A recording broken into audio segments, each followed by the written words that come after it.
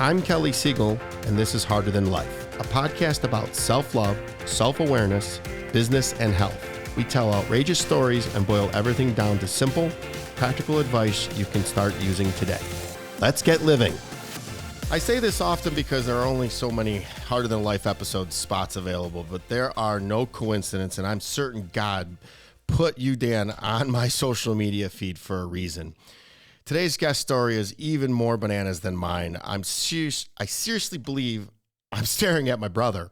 Dan Martell's story of resilience is second to none. From being in a high-speed chase by the cops at age 15, a failed attempt at police-assisted suicide, to now being a serial entrepreneur, husband, athlete, and all-around badass. His quote-unquote pass the torch attitude is precisely, as I say with the if I can do it, anyone can. This author and investor now focuses on Software as a Service Academy, helping CEOs buy back their time. Dan Martell, where have you been all my life? And welcome to the Harder Than Life podcast. Well, thanks for having me, Kelly. It's crazy. Even as you read it, I'm just, I'm brought back and just incredibly grateful for the life I get to live today. It's definitely a different one than the one I grew up in. I resonate with so much of your material. I was trying to say nothing before we got on. I meant what I said in the intro. I don't know how I found you. You sent me all these things. I said, come on the podcast. I love your content. You sent me all these things you need me to do. I don't think we did it. And then all of a sudden you just booked, and I'm like, there's a reason here. And all of a sudden I'm doing the show prep. Wow. We are aligned, and I cannot wait to dig into this. What is your story, and why does your story matter? Because if I just learned about you. If I don't know about you, my audience doesn't. So let's introduce the Harder Than Life audience to Dan Martell. Yeah, I mean, today people know me as I've won entrepreneurial awards. So I was named top entrepreneur in Canada. It's where I grew up. It's where I'm from. I've invested in 60 plus companies as an angel investor in the tech space. I run $100 million, essentially holding company where we buy software companies. I run the largest CEO coaching group for software CEOs. Like my whole life, I've been the software guy. I built and exited 3 software companies myself. But where I started, and I think this is where we connect on that level. It's like, I grew up in a really challenging spot. My mom was an alcoholic. I'm the second oldest of 4. My dad wasn't around very much. He was in sales and ended up getting addicted to drugs when I was 13. I started hanging out with guys twice my age, learning stuff I should have never been learning, and got to a place where I ended up in juvenile detention twice. And the second time, I was so adamant that I didn't want to go back that I had stolen a car and I had a handgun sit next to me. And I told myself if the police stopped me, I was going to point the gun and have them take my life. And I ended up on a routine roadblock, just took an exit off a highway, and the police were checking driver's license and insurance. And I pulled over, and when they asked me for my stuff, I just took off. And I got into this crazy high-speed chase going the fact that I didn't crash sooner, but I ended up in this neighborhood and I saw an open garage door, and I thought maybe I could, hide out and close the door and, run out the back. Maybe I've watched too many cop movies, but I ended up coming into that driveway with so much speed. It wasn't even wearing my seatbelt, and I smashed into the side of the house, and I could hear the police getting closer, and I went for the gun. And for whatever reason, it got stuck, and I kept pulling on it. And the cops grabbed me, threw me in the back of the cop car. And that was the beginning of a complete transformation. I ended up in an adult prison for 6 months. And it was a guard named Brian that literally changed my life. I got in a fight and got put in a hole for 3 days. And on the 3rd day, Brian opened the door and told me to follow him. And when we were walking back to the unit, we actually went past the guard unit, past the cell block into the guard unit, which I'd never been in. And he sits me down and he says to me, he goes, "What are you doing here?" And I go, "What do you mean?" I mean, I got in a fight with Kirk. And he goes, "No, not that." He goes, "What are you doing in this place?" And I was like, "Well, I got in a high-speed chase and guns." And he goes, "Dan, I've been working here for almost 10 years and I've seen a lot of kids come through. And I got to tell you, you don't belong here." And in that moment, Kelly, there was just like this belief that he had in me that I definitely didn't have in myself. I thought I was less than nothing. I thought I was a piece of crap. I thought I had zero self-worth. I mean, my whole life I was just getting in trouble.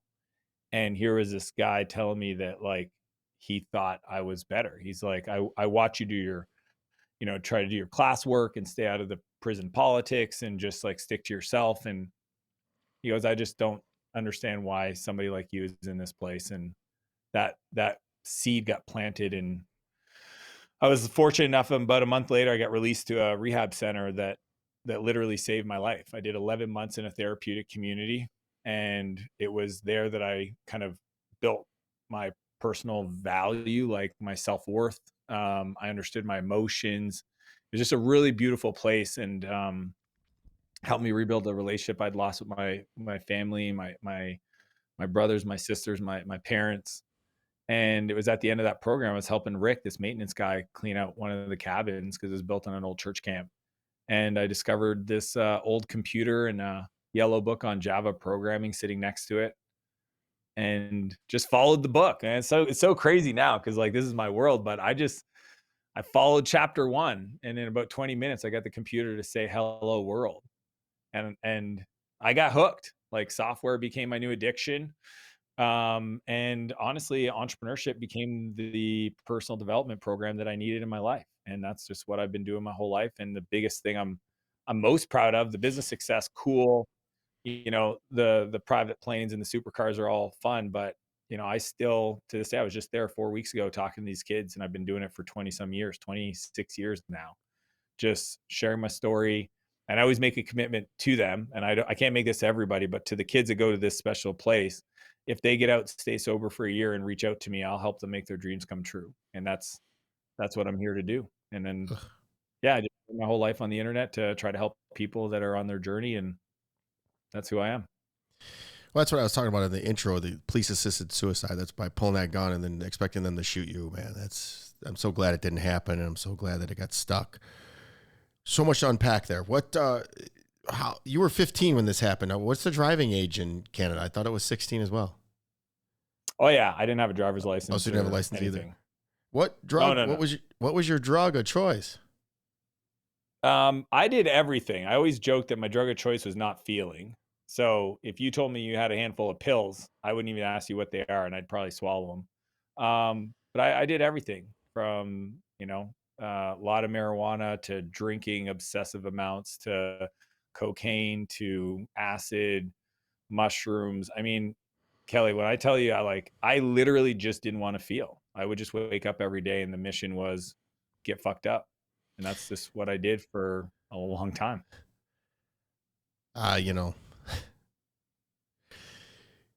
We matter. I told you I was going to get choked up. I knew it.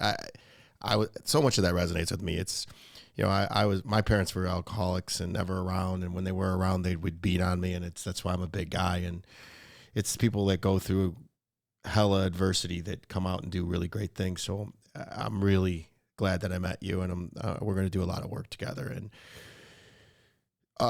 during the show prep, I was shivering, and it's just still now, I've already happened. We're freaking 8 minutes into this thing. So much to unpack. Let's start with what changed my life, since it's seems to be a major part of yours, alcohol. You quit drinking 10 years ago when your wife told you she was pregnant. Why? Well, I should have never started drinking again. I mean, I was sober for 3 years, 4 years after rehab, and I just thought, I haven't done drugs since then, but I just thought maybe, I could be a casual drinker, but I never was. Like I would drink, I would quit, I would drink, I would quit. And nothing ever good came out of drinking. I mean, like zero. I mean, never. Like when I look back, it's like, yeah, that was maybe funner, but like nothing positive came from it. And I was just, when I would drink, I just wouldn't be a good person, right? I wouldn't get violent, but I would just be rude. I would be short. I'd want to, go see like, I just didn't want to be with the people I was with. And I just knew that if I didn't quit, that over the next 25 years, this is the math I did. And what happened was we were on a baby moon in the Bahamas, and, I went to the liquor store. When I came back, she goes, "Are you throwing a party?" Because I looked down and there was like hundreds of dollars worth of alcohol. She's like, why do you have all this? And I'm like, well, we're here for a week. And the first night I got drunk and we got in a fight. And I was just like, this is so stupid. And I just said, I'm done. I'm done. You know what? I'm not drinking anymore. I'm never going to drink again. I made the decision and I poured everything down the drain. And I remember her response. She just looked at me and said, like, sure. And because it wasn't the first time I'd said that, but I don't know. There was just something in that moment where I made the decision. I don't drink. I'm not a drinker. I will never drink again. If I drink, it will take my family from me. I created that identity. I locked those two things together. And I've never drank. It's actually 11 years this past May. And the simple thinking behind it is over the next 25 years, if I have alcohol in my life, there's a good chance that I'll do something to create pain in my family. I mean, it's just my mom was an alcoholic, her parents were alcoholics, my dad's parents were alcoholics. Like what more of a sign do I need to know? I knew better. I went to rehab for frick's sake. So I just decided enough was enough and just haven't turned back. And I would say my wife probably took her like 3 years of me literally. It was almost like she was waiting for the shoe to drop. She's like, oh, you're going to your brother's bachelor party. You're not going to drink. Or you're going to this big event. You're not going to drink. And I'm just like, babes, I don't drink. It's like, I don't think about it. I don't do it. I mean, I spent a week with Richard Branson and everybody there drank. And I just got really good at making it look like I was drinking. So I'd like talk to the waitress or I would do different things. But yeah, man, it's just, it's funny because like I've probably inspired hundreds of people at this point to just quit drinking because it does just it doesn't make sense. Like, why would you drink poison? I mean, let's just talk about the real biological reaction to our bodies. I think I don't do it, but I mean, if people want to smoke weed, they can. I think that's a way better approach to to whatever they're trying to deal with. But I'm all about living life. I want to feel the good. I want to feel the bad. I don't want a blocker. Right. Man, I love you. I feel everything you're saying. I have questions, but I'm still trying to get composed. I tell people I quit cold turkey as well. Same thing. I just was doing a self-assessment, and every time something bad happened in my life, there was alcohol involved. And I just said, this is not working for me. And I walked away cold turkey. I didn't go to rehab, didn't do anything. Just set it down. And we're coming up on 5 years now. And since I've done that, so awesome. A better father, a better businessman, launched a podcast, wrote a book on it. There's just the highs are so much higher and the lows are so much higher. I tell people, well, they say, well, I don't have a problem, or I didn't have a problem either. I had a big tolerance, but every single time there was a correlation there. And then I say to them, well, let's talk about the contrast. How long have you not drank? And then let's compare it to how long you have drank. And I drank for a long time, 30 years. And then I've been quit for 5. So I was a great partier, like sounds like you were too. And I'm even better at being sober. And I don't even know if I call it sober because I don't work a program. I just choose not to drink. Now, to get from that point, now this is where I'm getting to a question. To get to that point where I chose not to drink, to get to the point where I don't even think about drinking, I passed through hell. So to get from a good place to a better place, you got to go to a worse place. I went through hell. And you know where that hell led me to? Is then beating that I took from my mother that was hammered when I was 9 years old on my 9th birthday. And I just recently processed that. And when I let that thing loose, an EMDR therapy, life got real, real good. So talk to me about some of the modalities, because if you grew up doing what you were doing and thinking, well, one of the things you said, you don't matter, that is learned behavior that has to be unlearned. So talk about how you unlearned that and what, for me, I say it took violence to be honest. So tell us, the listeners, what you did. Yeah. I mean, I think there was no clear thing. When I look at how I went from drug addict, depressed, no self-worth, to today where I feel like I'm living this blessed life and I'm full of gratitude, and that I am truly a child of God and an expression of possibility. It was a bunch of stuff, but you're right. It was like, 3 steps back, 2 steps, or two, 3 steps forward, 2 steps back. And the things that supported me was studying other great people's lives. That's why I'm a big avid reader. I've read over 2,000 books in my life at this point. I just feel it's such a beautiful trade, right? For $20, you can, 6 hours of your time, you can really get to know somebody and understand their success principles. I did a lot of therapy. I've always had unlimited budgets for two things. One, my fitness and my health, not always on the health side. That's kind of a newer thing, but the other one for sure I've always had, which is an unlimited budget on education. I'm feeding my mind. And I got that from my dad. When I got a rehab, my dad made a commitment to me. He said, if I buy you a book on computer programming, as long as you finish it, I will buy you the next book. And he gave me an unlimited budget on my personal education. And this is all self-taught. And I've just continued that with myself and with my kids and people I care about. It's just, over the years, I think those books led me to then seminars, right? And going to personal development programs. My first one was Millionaire Mindset with T. Harv Eker. And what was cool about that was my brother ended up buying his high level program. My brother's 2 years younger than me, and I was 26 maybe at the time, 27. So he would have spent tens of thousands of dollars as a 25-year-old starting entrepreneur. And we ended up spending the next 3 years together doing all of his programs. It was called Quantum. And it was like, we travel around. There was like Warrior, there was marketing, guerrilla marketing. There was all these different events, and everyone had different people teaching different things. So, I mean, I've done Tony Robbins, you name it. I mean, I've invested a lot in myself, and then personal coaching. Like, again, I just have an unlimited budget in investing in myself. And, so a lot of these coaches use different modalities, like I think it's internal family systems, IFS. Energy work. I've done a lot of energy work, spiritual work,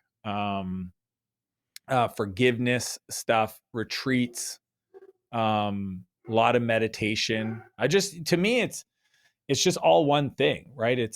There's trauma that needs to be identified. And that's why I love having kids, is kids act as a mirror for you as a parent to be a better person, because they will show up as you show up, right?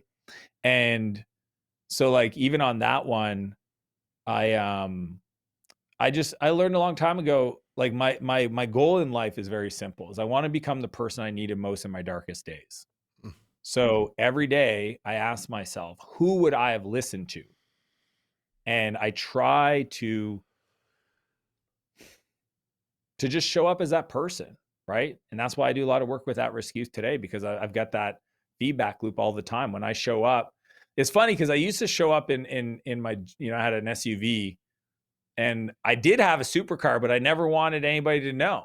And then the day I show up in the McLaren, all of a sudden the kids lean in. So it's kind of like, whether you like it or not, you gotta meet people where they're at. And it's kind of funny because, like, I didn't listen to the adults back when I was a teenager because I thought they were full of shit. I'm like, you've not been where I've been. You're trying to tell me how to get out of this hole, but you haven't been stuck in this hole. So, like, I appreciate you want to help me, but I just don't trust what you're saying, because how could you know? And when I show up, and even because I wasn't willing to show my success, I wasn't meeting them at the level. So just even that idea of becoming the person that you needed most when you're struggling the most is just such a great North Star. Cause, like, literally every day I go, like, would I listen to me? And this is funny because even on, like, the fitness stuff, because I love watching your reels. I think most people don't even listen to themselves. You have parents. I get calls all the time from parents going, like, can you talk to my kid? And I go, I don't think I need to talk to your kid. I need to talk to you. Like, you're like, why don't they listen to me? It's like, you don't listen to you. I can tell by look at the way you look, or look at the way you're talking, or look at the language you're using. And to me, that's what that was the process of becoming what I call the 10.0 version of myself. Not becoming, but at least striving to become that person, is every day waking up and knowing there's some aspect of my psychology, of my physicality, about my energy levels that I could get better at. And I'm on a journey to improve. And while I do that, and this is the big difference, I think, between you and I and most people out there that don't do this, share that with the world. Give yourself to everybody else. Like, be misunderstood. Like, when I started sharing stuff on the internet, people were like, what are you doing? But I knew that I was speaking to the 15, 16, 17-year-old version of me that I may never have the privilege of meeting in person, but I definitely have the opportunity to support and influence. Who are you? Dude, it's like in my head. I say to myself, I wish that this person, this 47-year-old vessel, would go back in time and put his arm around 17-year-old Kelly and go, dude, if you just do this, this, and this, you will skip to the front of the line and you will not have the headaches that you're about to do. And I just, it sounds like both of us are the same. We didn't have parents to say, or even any mentor. And at that point, I had such a chip on my shoulder, I just couldn't. I wouldn't have listened to anybody. You wouldn't have listened. There might have been, though. There could have been. Maybe, Kelly. I mean, this is an interesting concept. Like, this is why I love the question is, who would you have listened to, right? Like, maybe somebody? I don't know. I'm still, like, trying to figure out, like, I don't know if I would have been as open. I definitely know that the people that were sharing at the time, it was very few people. It wasn't until I got into rehab and, I met like, Herc, who is like an Italian from Montreal who worked in the Hells Angels and like, spent 20 years in prison for trafficking heroin. When he told me to smarten up, I listened because he'd been worse than where I was at. So, but yeah, the most adults, definitely not my parents. And I love my parents. They just didn't know. I mean, my dad's never read a book on personal development in his life, even to this day, because it was just not a thing they did, even though it might have been around. It's just fascinating to ask yourself, anybody listening, just like, who would you have listened to? And if it's like very rare, that's the rare person you should become. I love it. So I have so many questions here. Do you still talk to Brian, the guard? I haven't talked to him in a while, but I did reach out to him. It took a while. As you can imagine, it's not easy to get to a correctional officer as a previous inmate, but luckily one of my caseworkers, it took like 4 years for me to finally, but this is what was funny when I finally met up with him, he didn't really remember the conversation. And I'll tell you why, Kelly, is I think Brian had that conversation with quite a few kids. But there's a lesson there, Dan, and it's, you never know who you'll have the effect on. So keep talking. Well, this is why I literally it just punched me in the heart a little bit when I said that, because I just felt it. Yeah, I think we all have the power to believe in somebody else. And it could be as little as, recognizing a waitress at a restaurant, to a dad in line at the airport, to, a business partner, or just somebody in the street that you're just walking by. When they do things, if it's on your heart, I just think a lot of times we don't share it, right? We see it, we think it, but we never say it. Brian, just his personality was like, I'm just going to speak to these kids as the potential I see inside of them, what I call the Jesus inside of them. Like he spoke to who they could be, not who they were for the reasons they were there. And I just think it was actually kind of cool that he was like, I don't know what you're talking. Like, he kind of downplayed it. I was like, no, Brian, like you told me this, and it made me go down a completely different path because you believed in me. And he's like, well, I believe in a lot of the kids, Dan, and you were definitely one of them. And I was just like, that's cool. I don't know. So I've used that in my life for it's one of my favorite things. Not every night, but often when I put my kids to bed, I literally ask them if it's okay if I tell them about them. Like, if I grab my son, I'd say, can I tell you about you? And Noah would be like, oh man. And I'd be, no, let me tell you about you. Let me tell you about, how brave you are for like going to camp with kids twice your age, or, for, just how creative you are. And I just think it's such a cool idea that if we go through the world to tell people about themselves, the person we see, that costs nothing and could have the biggest impact out of everything. It might be bigger than anything I ever do in business. Actually, I know it will be.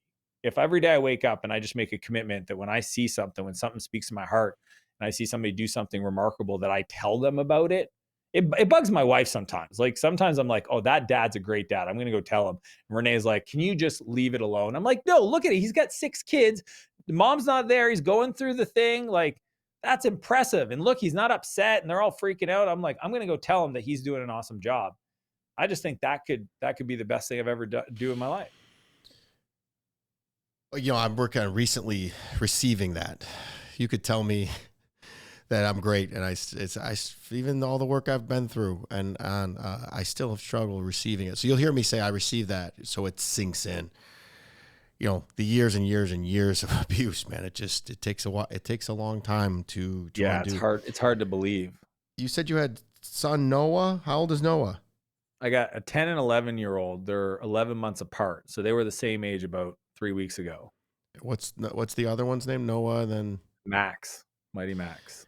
Max and Noah, and 10 and 11. That's interesting. About to get real interesting. I have a 14-year-old daughter, and you said everything you've said. It's giving me the willies.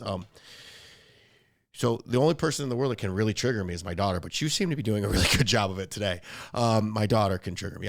It's when she does things that I would have literally killed anybody to be able to do, like go to camp. You said camp. She went to camp this summer for 48 days. And I didn't want her gone for 48 days, but she goes there and becomes a better kid, better girl, better leader. So being able to send her to camp just makes me feel good. I worked real hard in the tech business. Tech has paid well. So, you said that fitness and health and education, you have an unlimited budget for. Obviously I do. I work out. I'll pay any kind of money to work out any gym. I just got back from LA and I went to Gold's Gym on the beach. I think it was $50 or $100. I didn't care. Didn't matter. But you remember back in the day, I had an unlimited budget for booze and having fun. So I bought a house in Florida on the water with a pool, with a boat, with half of my drinking money. Half. So yeah, it was out of control. So the things that you say are really, really resonating with me. So, and then the reading, I read a book a week too. And I don't know how, and I have a question about your book here in a couple. We're going to pivot a little bit, talk about, you started a tech company at 24 years old. So did I. I was just going to say what motivated that and why, but you kind of said a little earlier, you got that Java book. Is that literally what motivated you? Yeah. I mean, I started writing apps at 17. After I got out of rehab, I taught myself how to code. And then I just started building stuff. And then I got the internet. I mean, this is 97. And I started building web apps. I built a vacation rental site for my dad and a bunch of friends of his that had cottages. I built a site for all my friends to upload their photos from their digital cameras, you were interested in it. I was just building stuff. Yeah, I built a CD burning app. I mean, this is, back in the day when, you could put 200 songs on a CD and there was Napster. I didn't want people on my laptop or on my computer. So I built an app where they could go through all the songs and create a playlist and then burn it. And I charged them $20 a CD. So it's I just built tools for myself, kind of like if I was a woodworker building furniture for my home. And, and then I tried a couple companies and I didn't understand the business side of it. I just, I thought if you build it, they will show up, which unfortunately is not the case. And it wasn't until I was 24 that I finally hired a mentor coach, this guy named Bob. He was an E-Myth certified coach. As I read the book, The E-Myth, and I said, well, that's the thing I'm missing.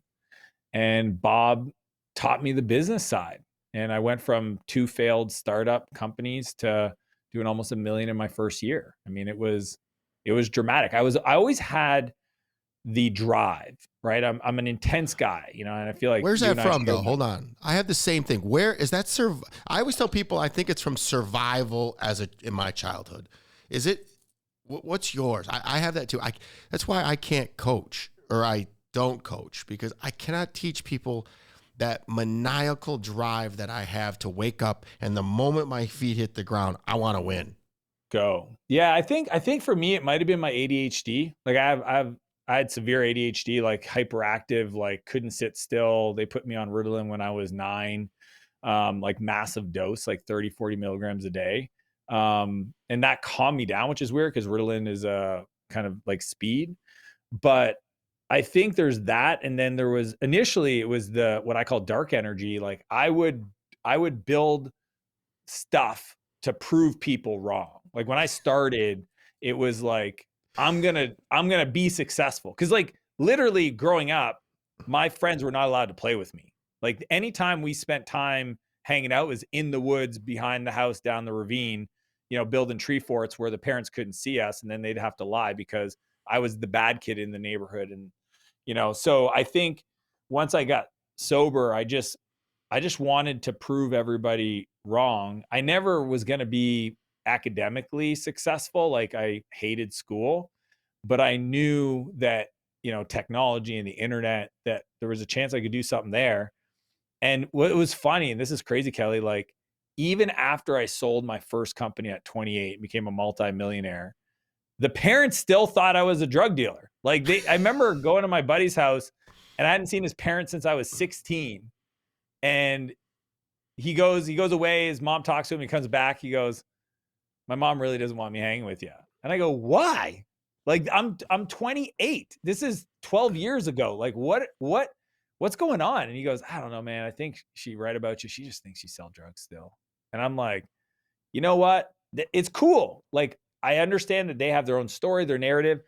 It is what it is, and if you can't be my friend because your mom tells you can't be at as 20-year-old, that's your thing. That's not my thing. But I just went on this. I got this drive back then to prove people wrong, prove my dad wrong, prove everybody that ever doubted me. But then that actually started eating me up inside because it's a dark energy. It's like diesel fuel, right?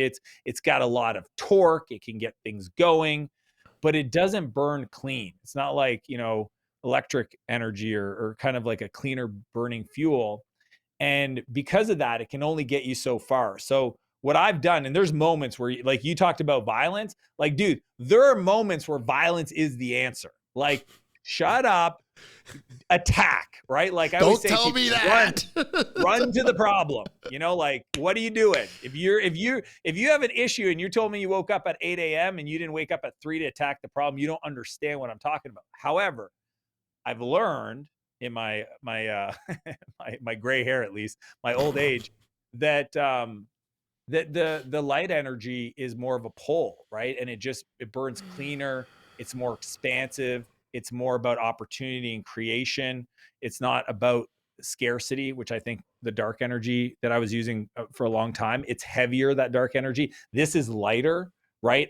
I've been able to shift and understand almost like different tools in the tool chest when they're appropriate, right? And I probably spend 80, 90, 85% of my time in this kind of more future focused, inspirational, aspirational kind of mindset. But when it's required, I definitely know how to turn on the gears to attack problems and get it done and rally the troops. So I don't know where it comes from. I think it was initially to run away from something, and then now it's to run towards something. And I've just gotten addicted to personal expansion. Like that, like my new addiction is just, and it's been for a long time, like 15 years, I've been consciously aware of it, that I am here to expand. And that is, I truly believe every human is here on earth to do that. I think it's why we're born into this cool world, is to kind of work through these issues to become better so you have more to give other people. I mean, it's the universal law of reciprocity. It's like give more. Most people that want to be successful, Kelly, and you know this, they don't give a lot. Like, isn't it funny? It's like they're like, well, how do I have more health? Well, go give health. Like it's such an interesting equation. If you want more of something, help other people get it. So like people are like, what do you mean? I go, well, what do you want in life? They're like, well, I want more money. It's like, cool. Help me make more money. And if you help me make more money, you will have more money. Well, I don't know how to do that. I know, because you don't have anything to give. You haven't become valuable to the world you live in, to your community. So same thing with fitness. It's like, it's so funny if somebody was overweight and they go, well, how do I get healthy? I go help your friends get healthy. How's that going to help me get healthy? Well, because you're a human, and right off the bat, when the words come out of your mouth to try to convince your buddy to get off the couch and go for a walk, you're going to probably think to yourself, maybe I should do that first. Right. And it's just this beautiful, energetic reciprocity that happens when people think that way. So that's why I'm addicted to it. Is I want to help a lot of people, and I know that by doing that, it makes me a better person, which gives me more capacity and more to give. And it's the way the world's designed. I know it's no surprise that I call myself a learn-it-all, and I'm addicted to the expansion of my being as well. So I'm telling you, you're my Canadian brother. Hey, by the way, the 28-year-old friend of yours that's still living with his mama can't say shit to you. Yeah, using her. You're still living it, but he's still living at his mom's house. What? Yeah. Come on now. You at least bought and sold a company. So I just like messing with people. You can't take advice from somebody that's not doing better than you in that field. So it's like you and I taking health advice or tech advice from a non-techie. I always giggle about that. So speaking of which, what's this stuff about you not knowing how to swim, but yet you completed 5 Ironmans in 3 years? What? I've never done anything like that. Talk to me. Well, I mean, it's funny because I remember I was hanging out with my buddy Nick, and we were doing like a vision board exercise, and like, you know, I was 20, 30 pounds heavier than I am today, like not in shape, wasn't even running. And, you know, we're business friends, and he puts his vision board together, and on there is like Kona, like an Ironman. And like, I'm all for thinking big, right? But I remember literally thinking, hey, Nick, you should probably set your sights a little bit more realistic. Like the guy had never ran 5K, let alone he had, I don't know where it came. I go, where did that come from? You want to be an Ironman? He's like, yeah, man, wouldn't it be cool to? And I was like, not really. Like there was no part of me that wanted, I'm 6'3", 220 pounds. Like I don't look like that. Right. And it was a few years later, we started doing these like smaller runs to kind of hang out and talk. And one day he convinced me to get a bike. Now I'll be honest. I used to judge the road bikers. Like, you know, those people on Saturday morning when you're going to the market and they're out there on the road in their spandex and they're like, you know, getting their biking on. I used to judge them. I'm like, I would never wear that. And good for them. Right. I used to think they were like bankers or, you know, finance people. I don't know. I had all these judgments. And, you know, he convinced me to get a bike, and the first bike we ever do, I didn't even wear like normal biking. So I was wearing like board shorts or something. And we go for this 20K bike. And when we got back, we had our running shoes. He goes, you know, we should go for a 5K run. And I go, cool. You know, I've got the fitness. It isn't a very big bike. And we went for a run. And while we're on the run, my buddy Jarrett goes, hey, if we would have done a swim at the beginning of this, that would have been a sprint triathlon. And it was so weird because, like, I think sometimes people just dismiss things that they've never done before. But like when you're kind of doing it or you get pulled into it and you didn't think about it, it's like hiking a mountain. It's like, well, I could never do Everest. But what if you got invited to do a mountain climb and somebody said, well, that's a third of Everest? You'd be like, oh, 3 more of those and I could probably do Everest. Like it plants the seed. And that's what happened I was like, geez, if we would only, and it was only 600-meter swim. It wasn't even that much. And that turned into, hey, let's register for this sprint triathlon in a month. And we went to the pool, and I never swam. Like I jump off cliffs and kind of doggy paddle back to the shore. Kind of, it wasn't that I couldn't swim to save my life, but I couldn't swim. I could just tread water. And I remember the first time, these pools are, I think 25 meters in length. And I go to the other side and I'm like out of breath and I'm like holding on to the edge. It's the deep end. And I scream across the pool to my friend. I go, how many of these do we got to do for the race? And he's like, 16. I go, dude, 16 of these without touching the ground? Like, I'm going to die. And, you know, we did what I do in business. We hired a swim coach and literally brought this guy in, and he looked at us. He had his goggles under the water. And it's like, we're dragging our bodies. Like, he gives us pool buoys and all this stuff. And over a 4-week period, I watch some YouTube videos. I worked with the coach. We go to the pool. I hated it. I still hate it. I don't like swimming. But it got me down the path of triathlons, and it went from the initial sprint to a half Ironman. And then we did that the second year. And then a half Ironman turned into a full Ironman. COVID happened. We still ran it ourselves. We paid a guy to come set up the race. There was 5 of us. Like, we didn't let COVID stop us. And then that turned into to doing the full Ironman in Tremblant in Montreal, and a few halves along the way. To now, like, even on the swimming side, I did one of the longest swims on the lake I live on, 6.5 kilometers, about 5 miles, as a training workout. Like, I still don't enjoy swimming, but I can do it. And it just showed me that even later in life, I think a lot of people, I've heard this once, that when you turn 40, a lot of your music preferences and your food preferences are kind of locked and loaded. So it's actually really wise for us to allow other people to make decisions for us or recommend things, because if not, you'll just wake up at 70 and just live the exact same life. And I think the same thing for, saying yes to new experiences. Like, I don't play a musical instrument, but I would, and I know I could probably get good enough, because I went from can't swimming to finishing a full distance Ironman. So, we're doing a 5-mile swim across the lake. So that to me really opened up my eyes to the speed you can learn things, especially as somebody who's a learner, right? Like, Kelly, you could probably, because you've built this capacity for taking information and metabolizing it and figuring out what the signal versus noise is, where most people might take 3 or 4 years to become great at something, you can do it in half the time, because you just know how to win, you know how to learn, you know how to execute. And that was a big lesson for me. And how to win is to fail a lot. You just made reps. Just get out there and do it. You just made it your own point that if you want something, help somebody else do it. Your buddy wanted to do the triathlon and the Ironmans, and then you did it. So you made your own point. But yeah, I always think that failure is feedback. And then we jump, I have, what did I have on there? Jen Cohen said to me once, she said, I have a master's degree in falling down and a PhD in getting back up. And then I add to it, so good. If you knock me down, you had better not be standing there when I get back up. But good luck trying to knock me down, because I've been through wars. My whole life was survival. So I always tell people it's tough for me to feel comfortable, be comfortable being comfortable. Uncomfortable, I'm used to. My whole life growing up was that, all the way up until I quit drinking. Chaos.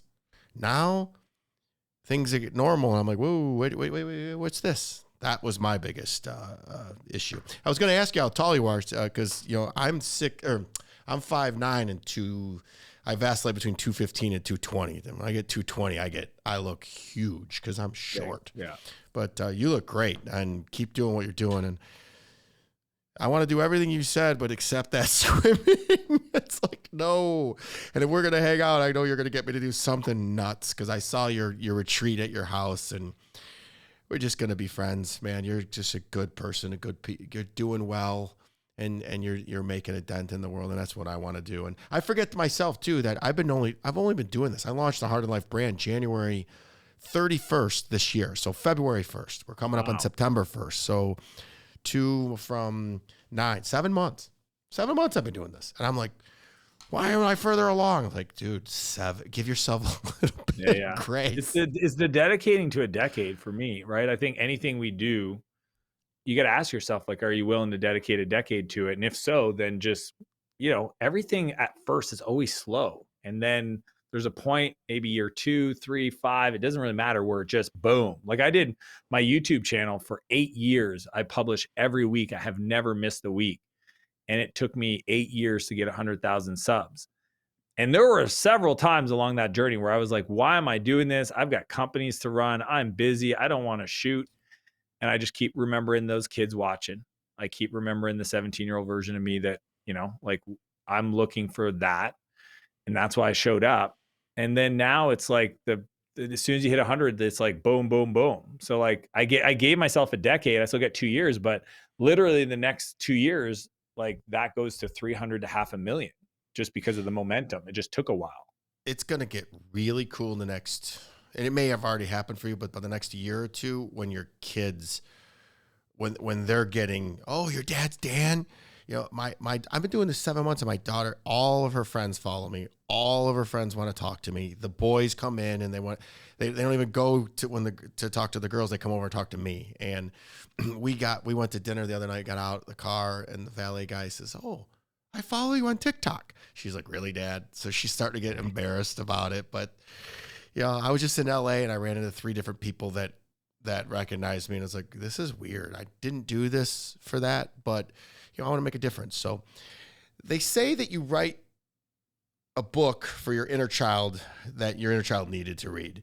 You wrote Buy Back Your Time, and I am sorry. Normally I read all my guests' book prior, and I promise I will, but commitments kept me from doing it. How could I have bought back my time and give the audience the gist of the book and what inspired you to write it? Yeah, I mean, I love that. I love that philosophy is like you write the book for your inner child. I mean, in many ways, I wrote the book to buy back my time. I mean, it sounds funny, but I've been living this life, what I call the integrated life, for 15 years, right? Where I deploy capital to buy back my time so that I can go focus on things that are higher leverage. Like that's the equation. When I think of, what is my, in software, we call it an optimization routine. Like what's my North Star? It's every day I want to get better. And the only way I can get better is to have time to invest in learning and becoming better. And the only way I can do that is if every day I'm trying to figure out how can I get more time back. So like there's a list of things I've never done that probably people would find fascinating. Like I don't go to stores. I don't fill up my car with gas. I don't clean my stuff. I don't maintain. I've got a house manager that manages all of our personal assets, like cars, real estate. I have an executive assistant that manages 100% of my calendar, my inboxes, my messages. I don't do Slack. I don't do a lot of stuff. I do text message myself, but oftentimes if it's scheduling, I just screenshot it, send it to my assistant, and we chat. And that's not to brag, just so the people are listening. This is the buy back your time. I've actually heard this several times.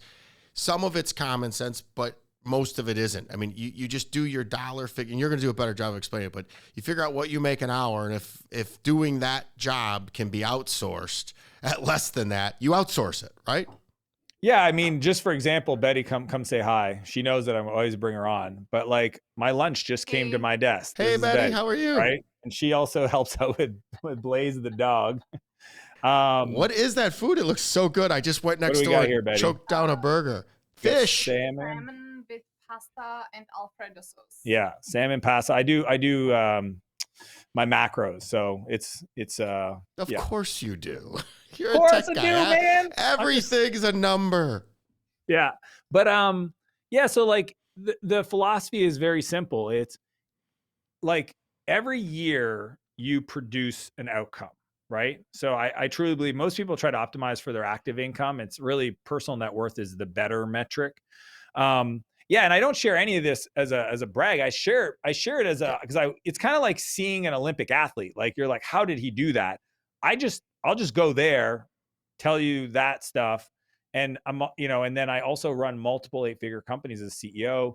I have hundreds of employees. Like over the years, I've gotten really good at understanding where I can invest time to create the most value, and that it lights me up, that it literally sets my soul on fire, right? Like Kelly, I do podcasts. I don't do a lot of podcasts, but I choose the ones I do very carefully.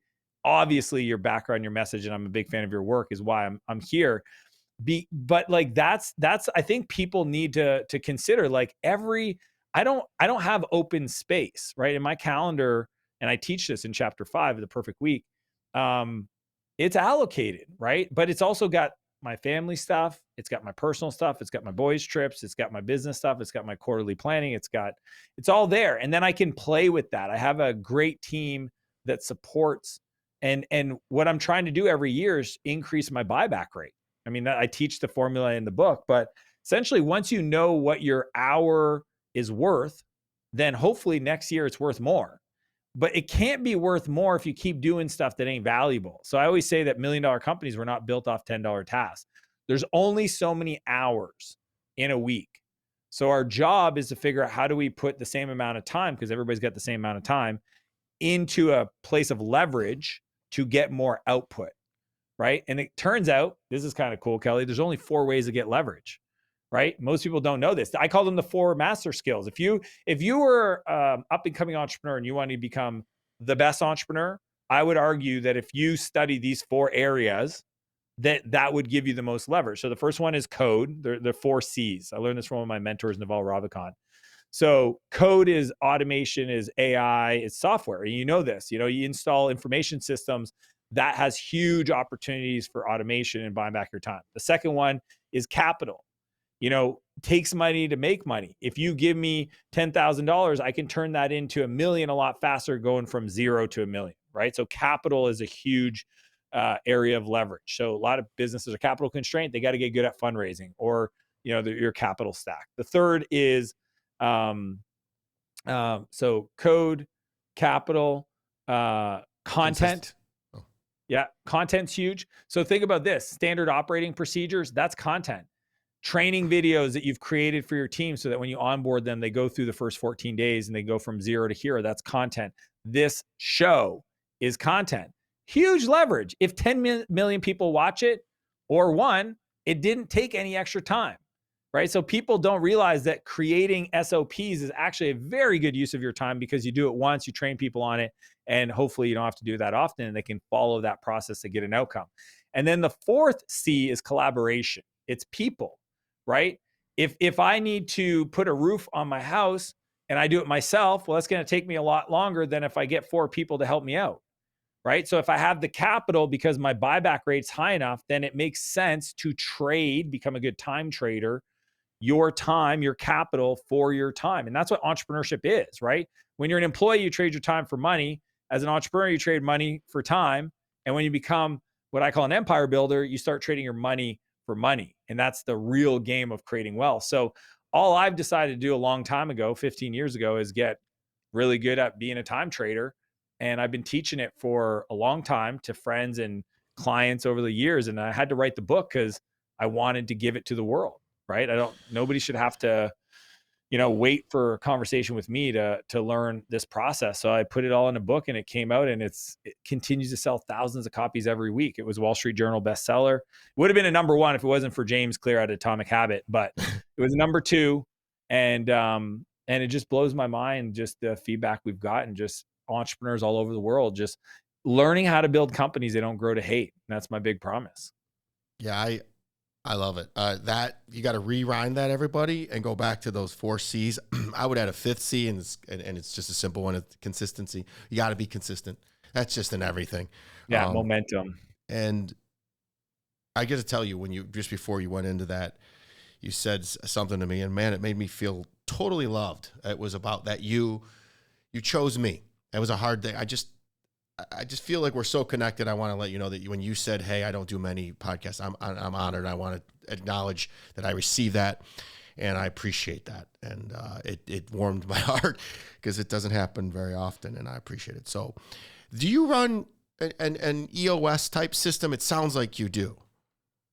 Yeah, I mean, so what's interesting is I've studied all of these management processes, right? MBOs, EOS, scaling up, you name it, I've studied it. Agile is one. I would say if I were to run the company, I would probably use some level of 90-day sprints, not necessarily an EOS. I think EOS works really good for like manufacturing companies, but not so much for innovation where there's a lot of change. And you talked about momentum. So I would say it has similar components like clear accountability and meeting rhythms and scorecards and that kind of stuff. I just think the mechanics of it would look a lot different. But the truth is I don't run them. So that's what's fascinating. Even when you said that, Kelly, like I have people that run my companies because as a form of leverage, I should not even be CEO of these companies. And I'm not like, I might be CEO on paper, but I've got a CRO and a COO for most of my companies, and they manage operations and revenue. And I get the fun part of just getting on calls with them to talk about vision. All of our conversations are rooted in 18 months into the future. And it's a rule I have. Like, I do not talk about the quarter. I talk about the vision. Making good decisions 18 months into the future is actually way more important than talking about fires of today. If I have to talk about a fire today, I just didn't hire great people. Isn't it amazing how your personal life is exactly like business? Everybody says the work-life balance, it's the same. Because what your decision you make now in your health, and if you're gonna eat, you just have a fish. If you ate a freaking garbage, it would come back to you. It wouldn't take 18 months, but it would set you up for 18 months later. It would be terrible. So what you put in your mouth and what you do consistently, I gotta say, if you don't go by his, I'm so sorry I haven't read the book. I just literally been running all over, and I will have it read by the next time we talk. And I think that we're going to talk offline, because I love what I just signed up to be a part of. Gino Wickman's mastermind. Who can't go wrong? EOS. Yeah, I'm in Michigan, so he's here. Yeah. But I want to know about that 90-day sprint. So I'm gonna write that down so we can take it offline, because I want to know what that's all about. Because you know me, you don't know me, but you know I want things done yesterday. That's the only, I'm patient, but I want things done in half the amount of time that they say it can be done, because it'll help more people. So go buy back your time. It's available on Amazon, and then follow Dan on Instagram and YouTube at Dan Martell. And then he's on TikTok, Dan V Martell, and LinkedIn, D Martell. I see him. He just popped up. I'm like, brilliant. You are, and you're worth the price of admission, and I get you for free. So I'm so grateful that you took the time to spend with me. We're into this thing in hours, and I'm not even done with the questions. So I'm going to speed through a little bit more. Are we good on time? Yeah, I think I've just got a buffer. Okay, good. Between now. Yeah. What's the $50 magic pill? Yeah. So the $50 magic pill for me is, I call it 50 to fix it. It's, and I've actually evolved it in the book. I just talk about the $50. It's essentially empowering your people to make decisions, right? So most entrepreneurs are actually stuck making all decisions. That's why they call it a bottleneck, right? Because a bottleneck, it's the constraints at the top. And what I do is I try to push decisions to the frontline people. So 50 to fix it is, if the problem is less than $50, you just spend the money and fix it. And the rule is you just got to let me know that you did it, right?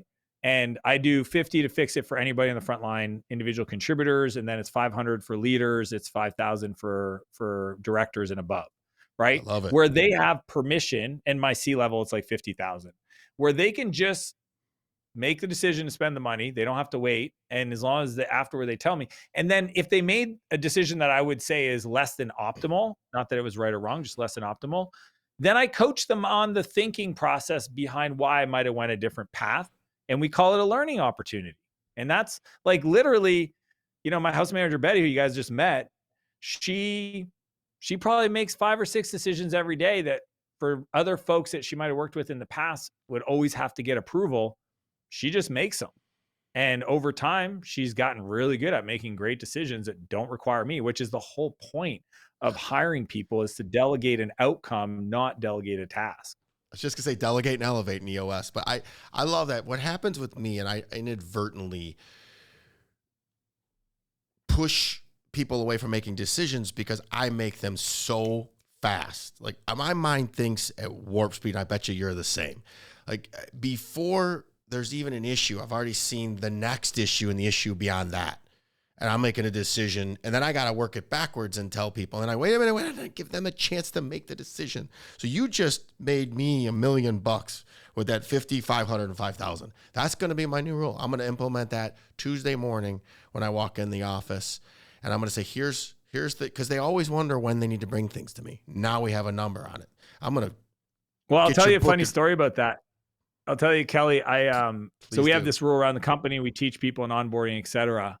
And I had a videographer that needed something from the designer, and the designer told him it was going to take him 5 days, but he wanted it for tomorrow. So he went online somewhere and paid somebody $50 to get this image done.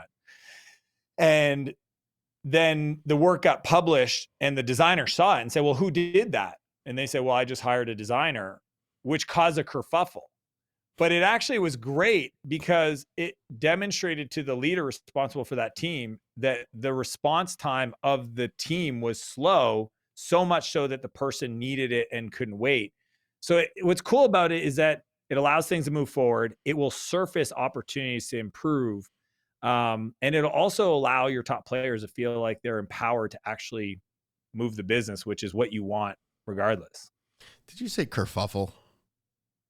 I did. I'm Canadian, man. Kerfuffle. And I love it, man. I love you. I'm gonna come and I'm so lucky. Come hang out.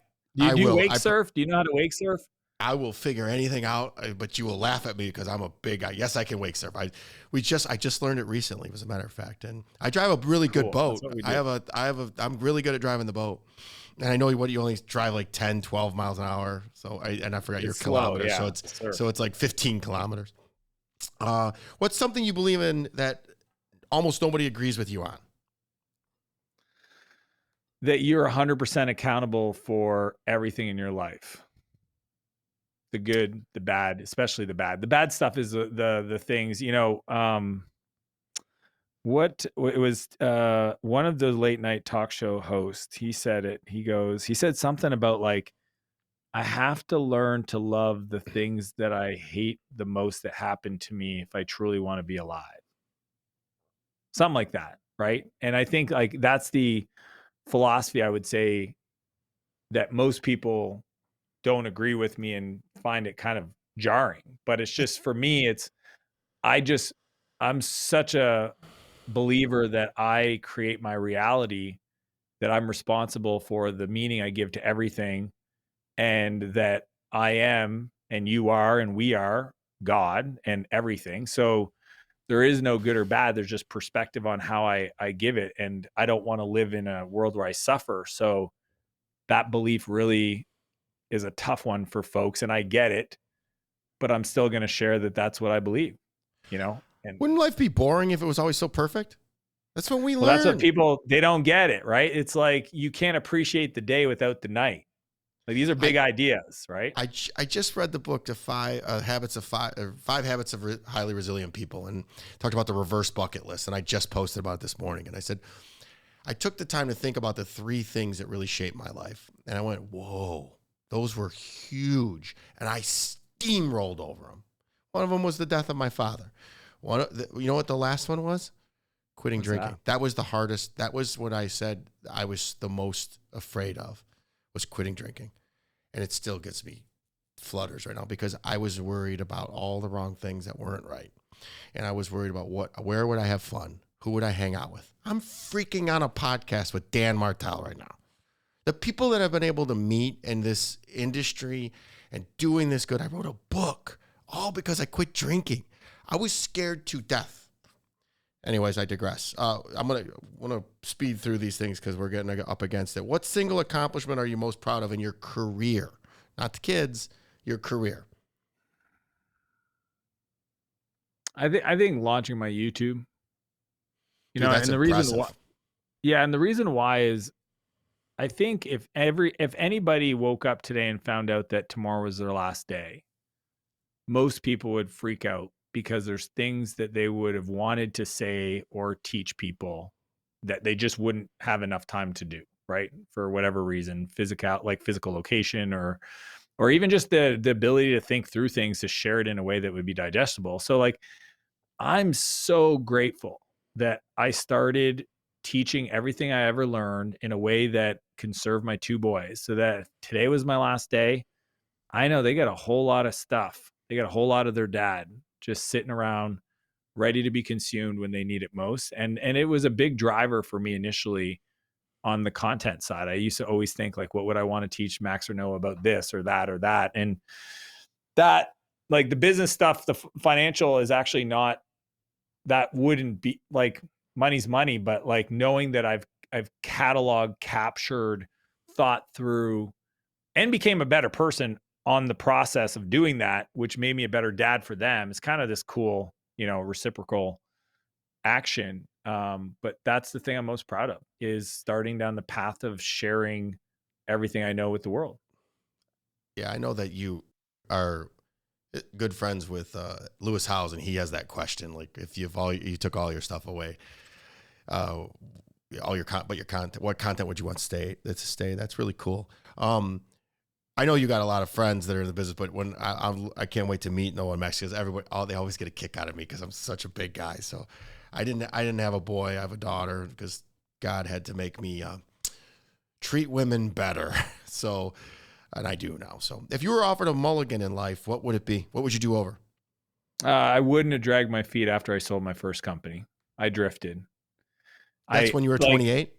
Yeah, when I was 28, from 28 to about 31, I drifted. I went from being, when we talked about being driven and focused and all that stuff, like, and I'm not saying being a workaholic, although I was, and that's why I wrote the book, is I had to learn a different rhythm and I got it there. But for that 3-year period, I took my foot off the gas. Like it's that momentum, as you say, consistency.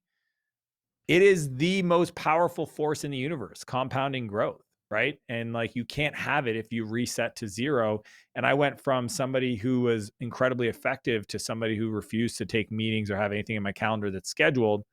And I went the opposite way, maybe because of PTSD. Why I got there, actually, I don't need to think about it. I just decided since then I will never do that again. So if you ask me, I only have one regret in my life, and it's that one. What'd you do for those 3 years? I just traveled the world and invested in companies, but I was like, I didn't have a routine. It's almost like I became a bachelor. I moved to San Francisco. I go to events. I didn't do the things I knew that would move my life forward. But you didn't sit around, play video games and do nothing. No, I'm not. I don't play video games. I don't play anything that I could get addicted to. That's why I don't golf, because I'd be careful. Like I'd probably get right into golf. So yeah, no, it wasn't like I didn't waste my life, but I think that's actually, Kelly, this is what I want the people listening, the high performers, okay? The people that think they're successful. Some people get up the mountain halfway and they set up camp. Like, I know what I'm capable of. I'm not close to that. I'm not setting up camp. When I was 28, I set up camp. And 3 years later, I woke up. Luckily, I woke up and I looked around and I said, what am I doing? This is not what I was destined to do. This is not what I'm capable of doing. This is not why I'm here on earth. I know better. Get back to climbing. And that is the message I want people to hear, especially those that think they've made it. You didn't make shit. I don't even care who it is. Like whoever's listening, I want you to know, I don't even need to know your situation. If you know that you can do more, then you shouldn't be that impressed with yourself because it's not impressive. Get back to doing it. Go out there and create. Go give yourself to the world. And that was like the only mulligan I would have overdone is that one, because I didn't learn anything from it. You know, being an alcoholic, drug addiction, like it forced me, it was the no pressure, no diamonds. It made me better. So I wouldn't take those things away. Drifting is actually the sales job of the devil, right? Napoleon Hill wrote the book of Outwitting the Devil, and he has a whole chapter dedicated to it.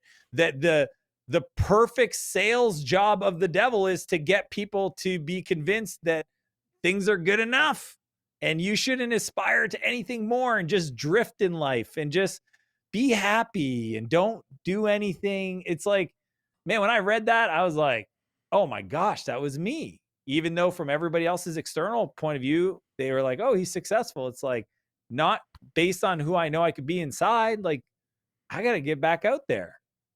That book's on my nightstand to read, as a matter of fact. I haven't read it yet. Oh, good. So, yeah, it's great written. If you could have dinner with one person who's alive or dead, who would it be and why? I laughed because I said a name the other day with my media team, and they were like, we can't do a video on that. Because I'm a contrarian. Well, I mean, like, just think about like all the you know, like some people, it's like aspirational. Oprah, Tony Robbins, Elon, Steve Jobs, whatever. You throw them out there. But I think sometimes I like to go to the opposite, right? Like, let's say you think of the most evil person that was ever born in the history of life. I would want to spend time with that person because I always want to go. I like, to me, it's, I already know what I know over here. So if I hang out with people that already know what I know over here, then I'm not learning anything new. So when you say that, I would think of like, who was a world leader that was a horrible human that created a lot of pain in the world? I would Hitler? probably want to sit down with that person Hitler? and Is that what try you're to talking about? figure out what's that? Are you talking about Hitler? I'm not going to say the name, but let's Okay. just say it sounds like Rittler. Okay. So I guess or Luton, or you know what I mean? Like but think about these people that, and then, because I think that's, again, I'm not normal in the sense that most people would want to talk to somebody aspirational like Steve Jobs. I already kind of read the books. I kind of understand his perspective, right? I've seen him talk. I haven't seen a lot of content from these people. And I would want to sit down and ask them, what were you thinking? Like, how did you rationalize this? Because there's probably some leadership lesson in that if I could understand, would add a dramatic amount of value to my ability to support other people. That's the thinking, right? It's crazy how much we think alike. I don't want to be around people that think like me. I want to be around people that think opposite of me so I can expand my thinking. There's a therapist that I went to, emotional intelligence coach, that said, assume positive intent. I said, well, how could you have assumed positive intent on Hitler? But if we could have sat down and picked his mind, in his own mind, he was doing something right. I want to know that. So I agree with you. It's freaky how we're on the same wavelength. I say I don't want to hang out with you, but I think our thinking is so different that there's not many of us. So I am drawn to you, my brother. We're getting to the end here. I'm going to speed through a couple of these. What if you could create one law, what would it be and why?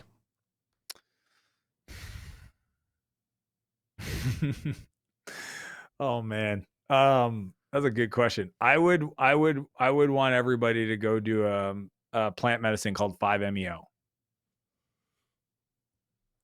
Do tell them what it is. I know what it is. I've read about it. You know who the big person does that? It's Tucker Max. Yeah. Right? So I'm not I don't do drugs per se. I don't do plant medicine. I don't do weed, anything like that. But I did have the privilege of going and doing a 5-MeO experience. And you can search it on. You'll probably come across this thing called the toad, or Mike Tyson's kind of made it famous or whatever. But it's called the God molecule. So if anybody's ever been curious of what it's like, essentially to die or to, become one with the universe, that's the way to do it. And I think that if everybody experienced that, they would then come back into their body and go like, oh shit, what do I do with it now? So I'm pretty low key on it, but you asked the question. I've never shared this publicly ever. It's not something I lead with, but it's just the truth. When you say, what if I could mandate every person to go have a certain experience, that would be the one, because once they experience it, they couldn't unknow it. It's like it's a remembering or knowingness. I have my young producer just staring at me going, did he just say that on the podcast? There's so much depth to you. I thank you for coming on. There's a couple more questions. What's your biggest fear? Losing my kids. Yeah. Everything else I've kind of thought through and processed, but every time I hear somebody losing a kid, I'm just like, what? I don't understand that either. We've gone all this time. We haven't even talked about your daily routine. What's the first thing you do when you wake up and the last thing you do before bed? First thing I do is I get up and get coffee. I like coffee. What time do you wake up? Between 4 and 5. Usually, I think if I looked at my app, 4:30 is probably the average. Yeah, but just throw a sleeping bag out for me. I'll be over. I go to bed early though. People are like, "What time do you go to bed?" I'm like 9:30. I'm early to bed, early to rise. Me too. And the last thing I do is I talk to my wife. We have kind of a routine where I call it a meta report. She just sits there and tells me about her day, and all I do is say, "Wow, cool. That sounds fascinating." I don't try to fix anything. I mean, I'm becoming a world-class husband through a lot of, learning and lessons and whatnot. But that's the last thing we do is we talk about, she tells me about her day. How long have you been married? I've been married for 8 years, but we've been together for about 12 or 13. Well, the kids are 10 and 11. They're obviously with Yeah. her. So we were both supposed to get married. Then she got pregnant. Then we planned the year after, and then she got pregnant again. So we said, let's not do that because I don't want a third. Well, what we And didn't ask is Dan's a stud. I bet I love you. I could talk to you forever. We didn't talk about. So in my show prep, there's 2 websites. There's coaching. There's so many things you do. What's the one thing you want the Harder Than Life listeners to go look at that besides your social Instagram. medias? Well, I would say Instagram. Yeah, like I believe in like creating value first, right? So like go to Instagram, it's free. Go watch my reels. Hopefully you're inspired. I educate, I entertain, and then go buy my book. Like the book is literally 2.5 years of my heart. Like I put in, and I'm excited for you to read it because like a lot of people, I think, they don't really write the books. I mean, and most people may not know this, but in today's world, we definitely have a lot of people that they're not involved in the creation of their books. I literally put 2.5 years of my life into it. So yeah, that's what I would love for people to go check out. Anybody that says I didn't read my book, I have the notebooks, the curly notebooks of the scribbles that I have of writing it. I wrote it on these notepads. I have but I kept them all because and plus when you read my book, you'll know you're talking to me. It's just was the most cathartic thing I could have ever done. Like I admit things that are so vulnerable, that are so embarrassing. And then now I wrote it 3 years, or it just got published this year, but I wrote it 2 years ago during the pandemic, and I've healed that person. Now it doesn't bother me at all. Is there anything I haven't asked you today that you feel compelled to share? No, man, you went deep. Yeah, no, I think your audience, they're, and I think everybody wants to live a bigger life. And I think, physically, expression wise, make their life mean something. And I think that is actually, it's why when we have kids, we want to create a better life for our kids, is because we have this innate desire in our DNA to improve the scenario and situation around us, right? It's kind of cool that that's like built into our programming. So yeah, no, I just hope people took that as inspiration for their journey, and know that, don't compare your chapter 1 to somebody else's chapter 26, right? I've been doing this for 25, 26 years as an entrepreneur. And it's not about comparing anyways. Just like go have fun on your own journey. And in that way, there's no downside. Like I love learning from people, but I don't compare anybody because they're not me and I'm not them. Like I just know what I went through, and I just know if I got better today than I was last week. So the answer is yes. Cool. Move forward. If not, fix it. Oh, you seem a lot like me. Well, I'm done, but I want to ask one more question. Is because Ed Milet always talks about the one in the family, and I'm the one in my family that stopped the cycle of abuse, and my daughter is never going to experience what I had to. I mean, I didn't know where I would eat for days, and the only meal that I knew I would get is the free lunch at school, and on the weekends they didn't have school, so she doesn't ever have to worry about that. How is the rest of you said you had a brother, and I believe you said you were second of 4. So how is the siblings? Are you the one? Yeah, well, you brought up Ed. Yeah, so Ed's actually my coach. So I had a call with him yesterday. I work with him privately. I think he's one of the best people in the world. Yeah, I mean, compared to him, and I just giggle. I'm like, no. Yeah. He's I mean, we're all unique, right? This is what's so cool about this world. I went and got sober, and I will tell you the thing that I would recommend everybody to consider is when you go and do the thing, get your life together. Don't be the tugboat. So what a tugboat is you run around and you bump into everybody, tell them how they should change their life because you've got 2, 3, 6 months, a year in a different direction.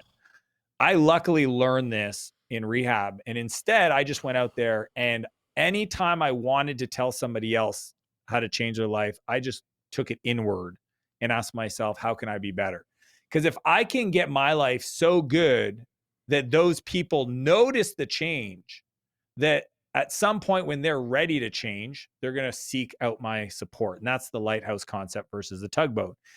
So the cool part is, since I've been sober and got out of rehab, I think it was like 3 years into it, my brothers got out of getting in trouble, right? My sister ended up getting away from some of the nefarious stuff she was doing. My brother, when I was 26, I was in a position to write a check for 175 grand so he could start his home building company. Now he runs a multi 8-figure real estate empire. Okay. He won one of the top entrepreneurs in the world in Canada award. So I won it one year. He won it another year. They told my dad, if my other brother wins it, they're going to give him an award. If you met our family, and we get together every year, every 2 years, we do this big family trip, the whole family, 16 of us under one roof. If you met us, you would not see any remnants of a family that went through the kind of challenges and trauma that I'm talking about. I don't know why that is, but I have an idea, is that somehow God found me and said, hey, you gotta go be, as Ed says, the one. And you got to shine your light so fucking bright that people just can't deny it. And when they're ready, they're going to seek out your advice, and you're going to have the resources. See, like when my mom wanted to get sober, I had the resources. When my brother needed startup capital, I had the resources. I had the knowledge to support them. And I think that's what people don't get. They get frustrated with the people that aren't on the same path. You know, they lose weight. You know this, Kelly. They lose 20 pounds and they think everybody should do the keto or the intermittent fast or whatever. It's like, no, just keep doing you. Share your process publicly to the world so they know that you have a process. And when they're ready, they will reach out. And the more you invest in you to be better, when they're ready, you will be more to help them even better. I just think that's a cool way to live. It's the only way to live. And where were you to tell me that 7 months ago? Because I came out guns blazing, telling everybody for a good 3 months. And the moment I went from the tugboat to the lighthouse, and I was the lighthouse, that's when all of my followers started happening. And that's when everything started shooting through the roof. So you are 100% spot on. Not that you need my approval or my attaboy, but you're remarkable. And I thank you. I am a smarter man today after meeting you. And when we get offline, I want to figure out how I can come see you. I got to wrap it up. I want to remind everybody that to please rate and share the podcast. I do my best to respond to all the comments on all social platforms. So if you want to see more of something or less of something, leave a comment.